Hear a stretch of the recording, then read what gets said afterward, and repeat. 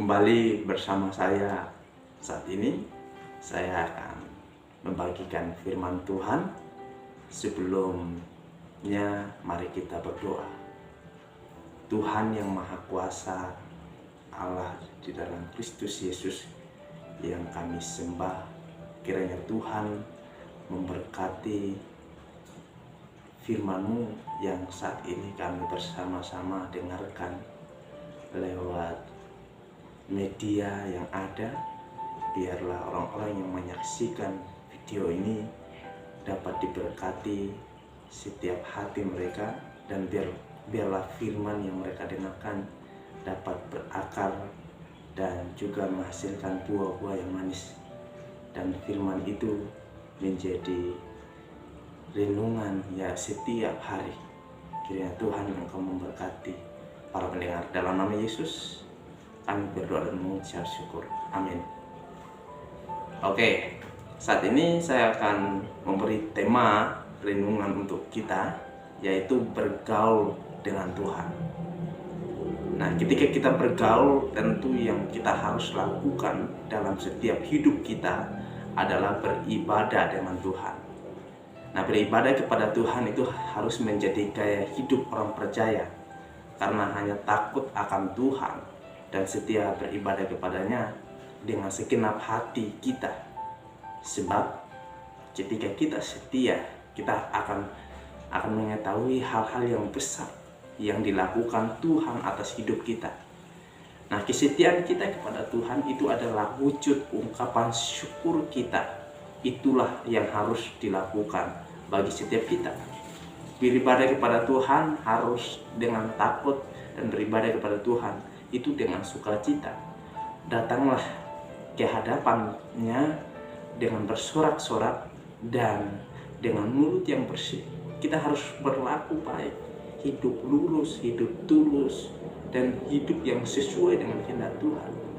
Oleh karena itu, ketika kita bergaul dengan Tuhan, maka Tuhan itu akan bergaul karib dengan orang-orang yang takut akan Dia, dan perjanjiannya akan diberitahukan kepada kita.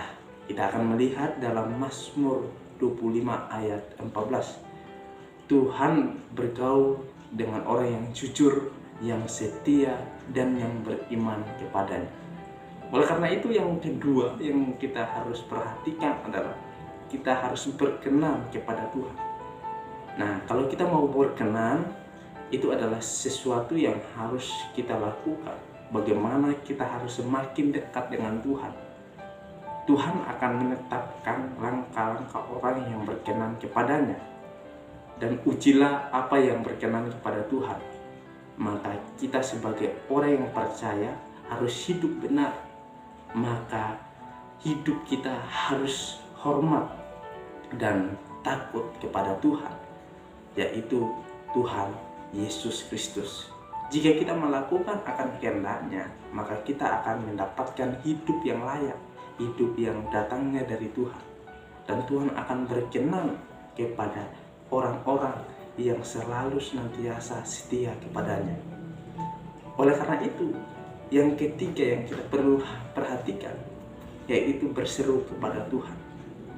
Jika kita mencari Tuhan dengan sungguh-sungguh, maka Tuhan pasti akan menjawab setiap doa kita. Allah adalah satu-satunya jawaban atas persoalan dan masalah yang kita hadapi. Kita lihat dalam Yeremia 33 ayat 3 berkata, "Berserulah kepadaku, maka aku akan menjawab engkau dan akan memberitahukan kepadamu hal-hal yang besar dan yang tidak terpahami, yakni hal-hal yang tidak kau ketahui." Dalam ayat ini disebutkan bahwa Tuhan ingin kita berseru kepadanya, bukan hanya sekedar kita berdoa.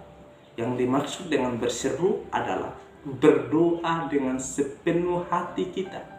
Saat kita berseru kepadanya, Tuhan akan memberitahukan hal-hal yang tidak kita ketahui.